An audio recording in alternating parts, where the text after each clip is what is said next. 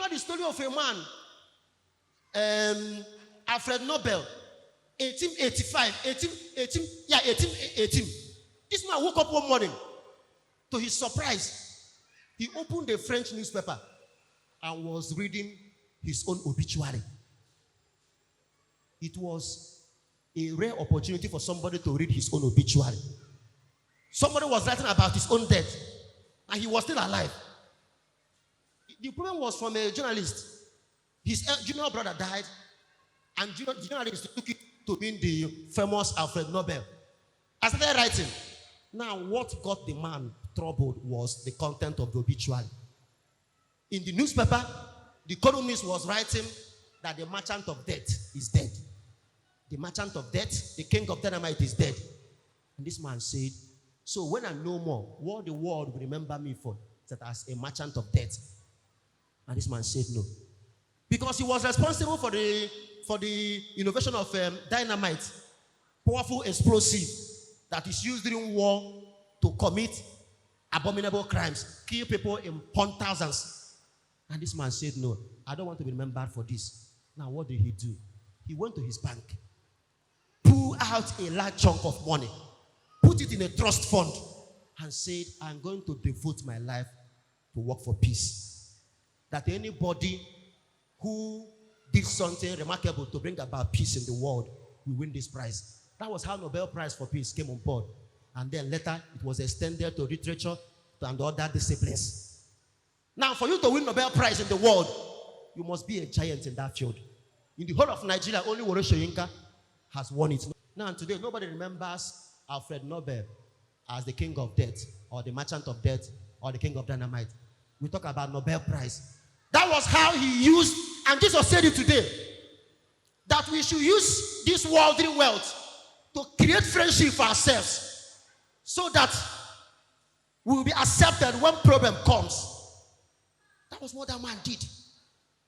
But the Nigerian politicians, what do they use their own money to do?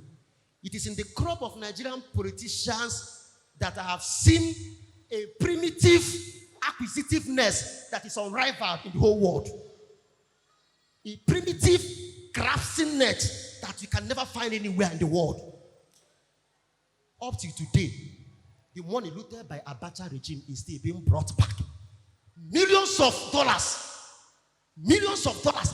A money you cannot even finish in your 1,000 lifetime. What are you doing with it? There was a time EFCC revealed at one time, one former minister, that her jewelry collection was placed at 14 billion naira. Jewelry collection, 14 billion. Let me tell you, if you sell the whole of St. Anthony of Padua compound, this church, all the building, including the land, will not get up to 5 billion. We cannot get up to 5 billion.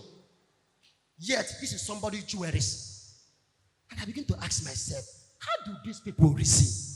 Which part of, that's why I say, I've never seen this primitive acquisitiveness in anywhere in the world. Imagine this woman who acquired these jewelries worth 14 billion. Imagine if she had used that money to build factories and industries. It is still her money. It is still her money. Just use it, build factories and industries, employ youths. Do you know how many opportunities you will create? Do you know how many families you will save from destitution? And then that money will also be making profit for you. From it, you can even build other factories.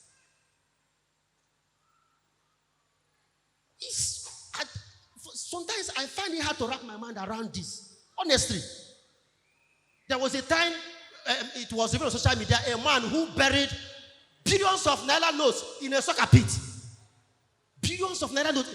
A money in a soccer pit will not yield interest. Nothing. It's just there. It's just there. We really need to rethink a whole lot of things with our attitude to worldly things. We need to rethink. That's why Jesus is calling our attention to this. Something has to change. Something has to give in to get a better world.